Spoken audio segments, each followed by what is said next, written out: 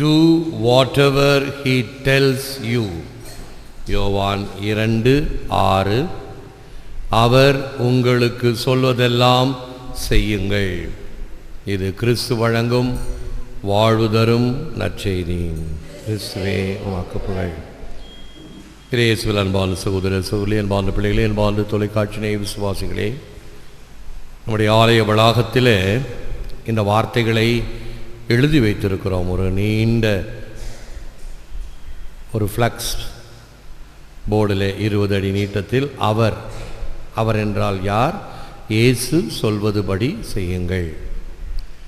அதை இந்த பகுதியில் வருபவர்கள் எல்லாம் பார்க்கும் பொழுது அது கண்கள் வழியாக நம் உள்ளத்தில் இறங்க வேண்டும். இயேசு சொல்வதுபடி செய்யுங்கள். இந்த வார்த்தைகள் தேவதாய் சொன்ன வார்த்தை. இந்த வார்த்தைகள் பரமபிதா பிரகடனம் செய்த வார்த்தைகள். இவரே என் அன்பு மகன், இவரிடம் நான் பூரிப்படைகிறேன், இவருக்கு செவிசாயுங்கள். ஆக பரம தந்தை பிரகடனம் செய்திருக்கிறார், தேவதாய் சொல்லியிருக்கிறார். தினம் தினம் அவருடைய வார்த்தைகளை நற்செய்தியின் வழியாக கேட்கிறோம். அதுவும் இரத்தன சுருக்கமாக இந்த ஆராதனையின் பொழுது அன்றைய திருப்பலியின் அச்சாணி போல இருக்கின்ற ஒரு வசனத்தை நாம் எடுத்து தியானம் செய்து ஆராதனை செய்கின்றோம். இதே வார்த்தைகள் உங்களுக்கு கொடுக்கப்பட்ட கேலண்டரிலே இருக்கும். நீங்கள் வீட்டில் அந்த நாளை பார்க்கும் பொழுது இன்று எனக்கு இயேசு என்ன சொல்லுகிறார் என்று அதை படித்து பார்த்து தியானிக்கவும், இன்னும் அதை சிந்திக்கவும், அதை அந்த நாளின் ஜெபமாக வைத்து கொள்ளவும் செய்ய முடியும், செய்யலாம். இவைகளின் வழியாக நமக்கு என்ன கிடைக்கிறது என்று பார்த்தோம் என்றால், ஒரு கதை சொல்லுவேன், சின்ன பிள்ளைகளுக்கான ஒரு கதை. ஒரு பையன் சலித்து கொள்கிறான். ஏன் இப்பொழுது கூட நம்முடைய புது நன்மை உறுதி பூச பிள்ளைகள் சலித்து கொள்வார்கள். ஏன் இந்த ஃபாதர் இவ்வளவு கராராக இந்த செபத்தை ஒப்பித்தாக வேண்டும் என்று சொல்லி, செபத்தை மனனம் செய்ய வேண்டும் என்று சொல்லி இன்னும் ஒரு சில பிள்ளைகள் தாளம் போட்டு கொண்டு இருக்கின்றன. விசுவாச பிரமாணத்தையோ மற்ற ஜெபங்களையோ முழு ஜெபங்களையோ அருட்சாதனங்கள் விளக்கத்தையோ சொல்வதற்கு அதை மறுபடியும் மனத்தில் ஏற்றிக்கொள்ள வேண்டும். படித்துவிட்டு மறந்து விடுவது அல்ல, ஒரு காதில் கேட்டு இன்னொரு காதில் விட்டு விடுவது அல்ல, இது வாழ்க்கைக்கு தங்க வேண்டும் என்பதற்காக. அப்படி இந்த பையன் சலித்து கொண்டு அப்பாவிடம் போகிறான். சொல்லுகிறான், அப்பா, ஞாயிறு தோறும் இந்த ஞாயிறு மறைக்கல்வி ஆசிரியர்கள் என்னை தொல்லைப்படுத்துகிறார்கள், இதை மனப்பாடம் செய், ஒப்புவி என்று சொல்லுகிறார்கள். அந்த வாரம் அதை படித்து மனப்பாடமாக ஒப்புக்கிறேன். அடுத்த வாரம் மறந்து போகுது. அடுத்த வாரம் வேறு வார்த்தை கொடுக்குறாங்க, அது மனனம் செய்து ஒப்புக்கிறேன், அதுக்கு அடுத்த வாரம் மறந்து போகுது. ஏன் இப்படி என்னை தொந்தரவு செய்ய வேண்டும் என்று இயல்பாக ஒரு சந்தேகம். உடனே அப்பா அவனுக்கு ஒரு நல்ல ஒரு பாடத்தை கற்பிக்க வேண்டும் என்று சொல்லி என்ன சொல்லுகிறார், மகனே, இதோ என்னுடைய அறையில் இந்த குப்பை கூடை இருக்கிறது, வேஸ்ட் பேப்பர் பாஸ்கெட், இதை கொண்டு போய் கொட்டிவிட்டு இதில் தண்ணீர் கொண்டு வா. அவன் அப்பா மேலுங்களும் பார்க்குறான். அப்பா, இந்த கூடையானது ஓட்டையாக இருக்குது, கண்களாக இருக்குது. வேஸ்ட் பேப்பர் பாஸ்கெட்டோ நம்மக்கிட்ட இருக்கக்கூடிய அந்த மாதிரி ஒரு பாஸ்கெட், அதில் எப்படி தண்ணி கொண்டாட முடியும்? தண்ணி கொண்டாந்தால் தண்ணி எல்லாம் போயிடுமே, நான் சொல்கிறத செய். சரி, அப்பா சொல்கிறாரேன்னு போய் இவன் குப்பை கூடையில் இருக்க குப்பையெல்லாம் கூட்டிகிட்டு அதில் ஒரு பக்கெட் தண்ணி ஊற்றுறான், தண்ணி எல்லாம் வெளியே போகுது. 2வது பக்கெட் தண்ணி கொட்டுறான், அதுவும் வெளியில் போகுது. 3வது பக்கெட் முயற்சி பண்ணுறான், அதுவும் வெளியே போகிறது.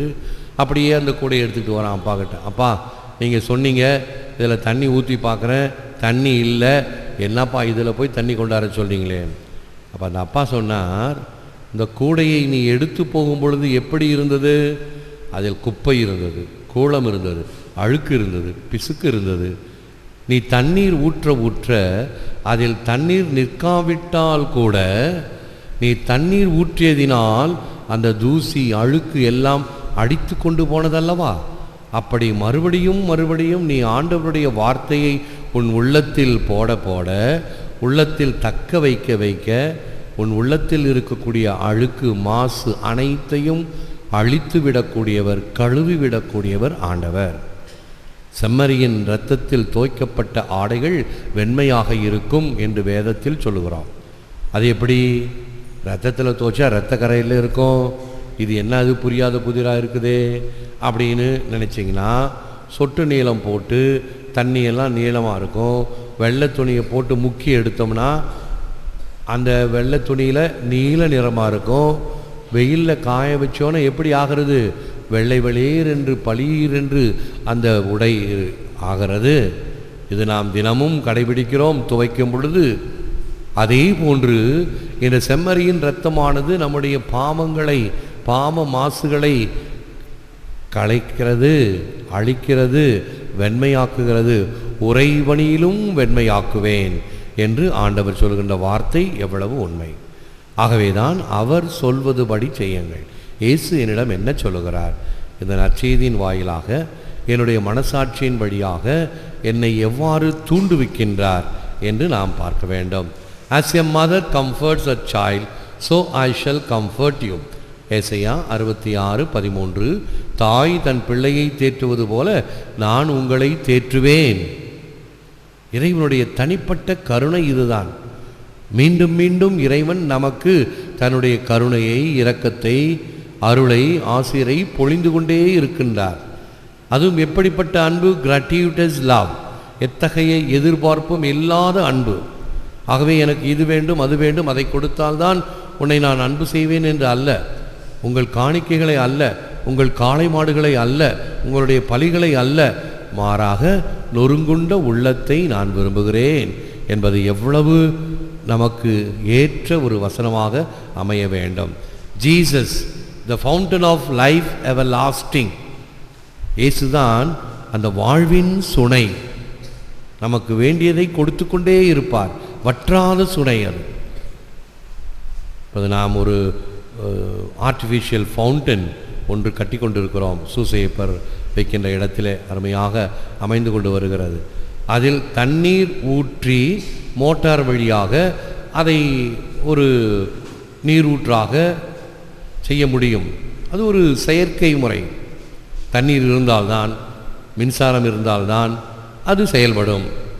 இல்லை என்றால், தண்ணீர் இல்லை என்றாலும் கிடைக்காது, மின்சாரம் இல்லை என்றாலும் கிடைக்காது. ஆனால் இயேசுவினுடைய கருணை அப்படி அல்ல. எது இல்லாவிட்டாலும் நீ ஆண்டவரை நாடி தேடி உன்னுடைய தூய உள்ளத்தோடு கருணையாக ஆண்டவரிடம் இந்த கசிந்துருகும் பொழுது இறைவன் நம்மை தேற்றுகிறார். அந்த வாழ்வின் வற்றாத சுனையாக அவர் நமக்கு எப்பொழுதும் வாழ்வை கொடுத்து கொண்டிருக்கிறார். இயேசு முடிவில்லாத வாழ்வின் ஊற்று. The waters saw him and blushed. இன்றைய நற்செய்தியில் இந்த கானாவூர் திருமணத்தின் முதல் புதுமை நாம் படிக்க இருக்கின்றோம். தேவதாயின் திருநாளாம் என்று இந்த முதல் புதுமையில் இந்த வார்த்தைகள் ஒரு பெரிய கட்டுரை ஒன்று எழுதுவதாக ஒரு போட்டி ஒன்று வைக்கப்பட்டது. இந்த கானாவூர் புதுமையை பற்றி எழுத வேண்டும் என்று எல்லாரும் பக்கம் பக்கமாக எழுதினாங்க. ஒரே ஒருவர் மட்டும் ஆழ்ந்த சிந்தனையிலே நெடுநேரம் இருந்தார். என்ன எழுதலாம் என்று யோசித்து கொண்டே இருந்தார். கடைசியில் அவர் எழுதியது ஒரே ஒரு வரி. The water saw its creator and blushed. The water saw him and blushed. தண்ணீர் அவரை கண்டு நாணியது. அர்த்தம் என்ன? பெண்கள் வெட்கப்படும் பொழுது கன்னங்கள் சிவக்கும் நாணத்தால். அப்படி உருவகப்படுத்தி தண்ணீர் தன்னுடைய கர்த்தரை கண்டதும் சிவந்து போனது என்று இந்த கானாவூர் ஓமையை இவ்வளவு அழகாக சொன்னது. எவ்வளவு தெள்ளத் தெளிவு பாருங்கள். ஆகவேதான் இரத்தன சுருக்கம் என்று சொல்லும் பொழுது நீண்ட வியாக்கியானங்கள் அல்ல, மிக சிறிய வார்த்தைகள். நச்சென்று சொல்லும் பொழுது அது நம் உள்ளத்தில் ஆழ்ந்து பதிகிறது. அப்படித்தான் நாம் ஒவ்வொரு நாளும் ஒரு வசனத்தை வைத்து நாம் ஜெபிக்கின்றோம், சிந்திக்கின்றோம். அவர் சொல்வதுபடி செய்யுங்கள் என்பதை உணர்ந்து இந்த கானாவூரில் நடந்த இந்த புதுமை நமக்கு என்ன கருத்தை தருகிறது? At Cana water was changed into wine. At Calvary wine was changed into blood. கானா ஊரில் தண்ணீர் ரசமாக மாறியது, கல்வாரியில் இரத்தம் ரசமாக மாறியது. அதைத்தான் திருப்பலியிலே நாம் ஒப்பு கொடுக்கின்றோம். இந்த ரசம் இந்த திருப்பலியிலே இயேசுவினுடைய இரத்தமாக மாறுகிறது.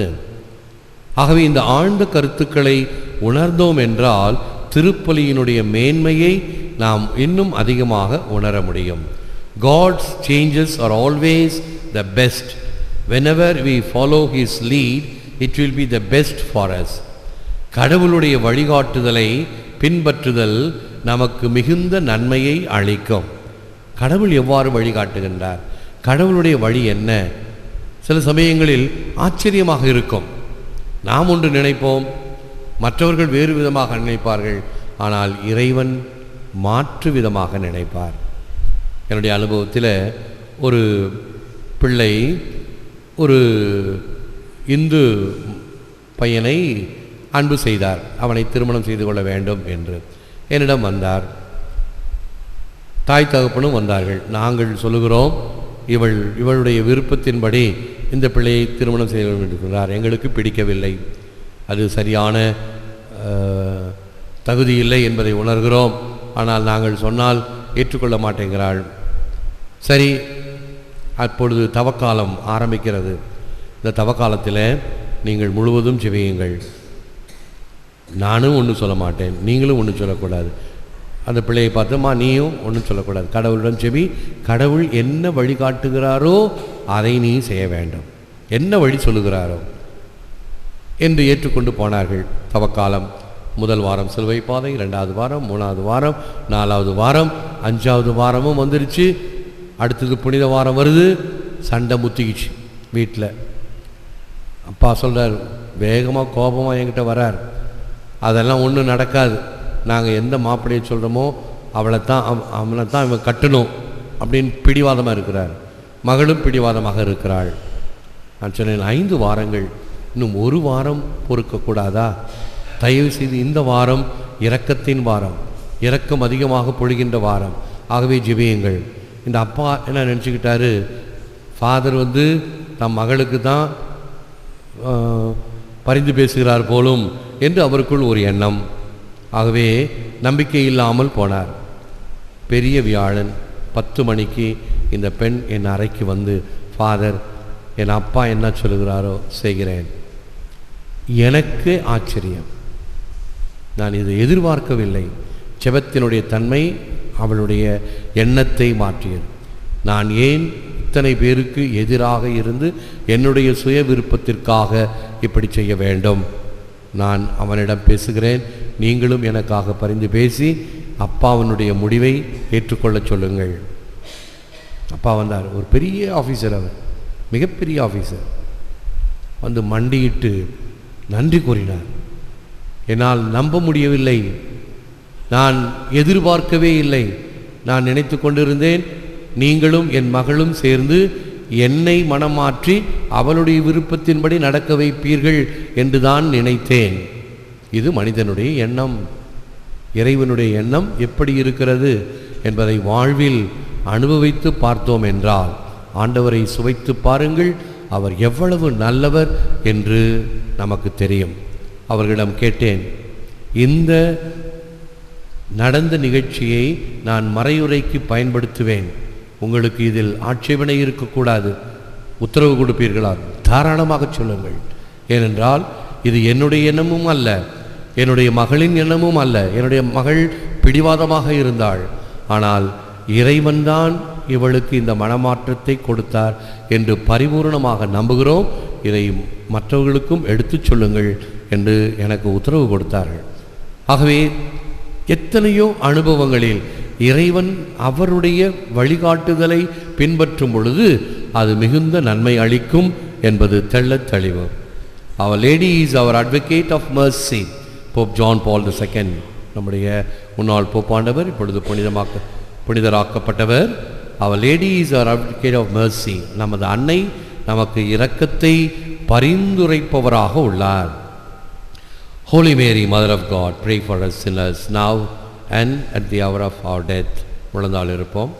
புனித மரியே, இறைவனின் தாயே, பாவிகளாய் இருக்கிற எங்களுக்காக இப்பொழுதும் எங்கள் மரண நேரத்திலும் வேண்டிக் கொள்ளும். எல்லாம் வல்ல இறைவா, நல்லவரே, வல்லவரே, உம்மை போற்றுகிறோம், புகழுகிறோம், நன்றி கூறுகின்றோம். இந்த ஆராதனையிலே நீர் சொல்வதுபடி நாங்கள் நடப்பதற்கு வேண்டிய மனநிலையை எங்களுக்கு தாரும். இன்று அகில உலக நோயாளிகளுக்காக ஜெபிக்கின்ற நாளிலே அனைத்து நோயாளிகளையும் உம்முடைய திருப்பாதத்தில் சமர்ப்பிக்கின்றோம். நீண்ட நாட்கள் துன்பப்படுகின்ற, துயருகின்ற, வேதனையில் இருக்கின்ற அனைவரையும் உம்முடைய திருச்சித்தத்திற்காக வைத்திருக்கிறோம். அவர்களை நீர் ஆசீர்வதியும், ஆறுதலையும் குணப்படுத்தும். நீர் உம்முடைய பிரசன்னத்தை கொடுப்பதினால், உம்முடைய இந்த வல்லமையான கதிர்வீச்சால் எல்லாவற்றையும் குணமாக்க முடியும் என்று உறுதியாக நம்புகிறோம். இவைகளின் வழியாக நாங்கள் எல்லா நலமும் வளமும் பெறுவோமாக. ஏற்று வரமருளும் இறைவா, காக்கும் கரங்களினால். ஆமென், ஆமென்.